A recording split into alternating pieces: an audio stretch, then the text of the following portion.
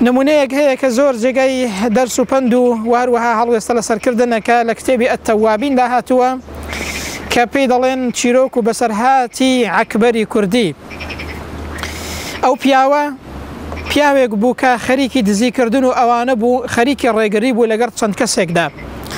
بۆیە ئەوانەی کە لەگەڵی بوون چەند کەسێکی لەگەڵدا بوون ڕۆژێکیان کاتێک کە سەرنج دەدات باڵندەیەک دەچێتە ناو کونی دارێک و دارێکی کلۆر و کون بووە، هەر هەندێک خواردن دەبا دەچێتە ئەوێ خواردنەکە دادەنێ و دەگەڕێتەوە دیسان دێتەوە بۆ ئەوێ کە تەماشا دەکات بزانی نهێنی ئەوە چییە، تەماشا دەکات مارێکی کوێر لە ناو ئەو دارەیەدایە ئەو باڵندەیە خی گەورە موسەخەری کردووە بۆ ئەوەی کە خواردن بۆ ئەو مارە ببات خواردنی بۆ دابین بکات.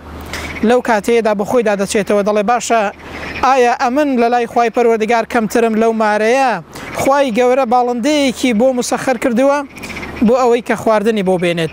یەکسەر تەوبە دەکات و دەگەڕێتەوە، ئەوانەی کە لەگەڵیشیدان هەمویان تەوبە دەکەن و دەگەڕێنەوە. دوایی دەیانەوەی حەج بکەن و بەڵام بەرەو ماڵی خی پەروەردگار بەڕێ بکەون. کاتێک کە بەڕێ دەکەون لە ڕێگای حەجدا دەگەن بە گوندێک ئافرەتێکی بەتەمەن و پیرەژنێک لەسەر ڕێگایان ڕاوەستاوە. کاتێک کە عەکبەری کوردی لە پێشەوە دەبێت دەگات بەو ئافرەتەیە پێی دەڵێت، ئەو ئافرەتەیە پێی دەڵێ عەکبەری کوردیتان لەگەڵە، دەڵێ بۆچیتە؟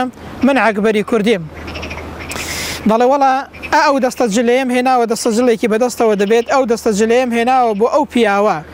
کاتێک کە لێی دەپرسێ نهێنی ئەوە چییە؟ پێی دەڵێت پێغەمبەر صلی الله علیه وسلم لە خەومدا پێی وتومە و فەرمانی پێکردوم کە ئەو دەستە جلە بۆ تۆ بێنم.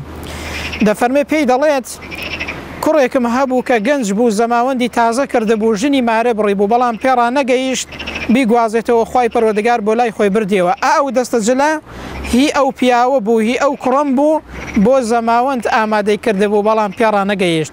لە خەومدا پێغەمبەری خوان بینی صلی الله علیه وسلم هاتە خەونم فەرمووی بڕۆ ئەو دەستە جلە بۆ عەکبەری کوردی ببە چونکە تۆبەی کردووە و گەڕاوەتەوە بەلای خی پەروەردگار و خی گەورە خۆشی دەوێت. سبحان الله، الله ئەکبەر، چەند گەورەیە ئەو کەسەی تەوبە دەکات دەگەڕێتەوە بۆ لای خی گەورە. بزانە خی گەورە چۆن خۆشی دەوێت، چۆن سەرفراز نابێ ئەو کەسە. ئەوانە سەرفرازن کە دەگەڕێنەوە بۆ لای خی پەروەردگار.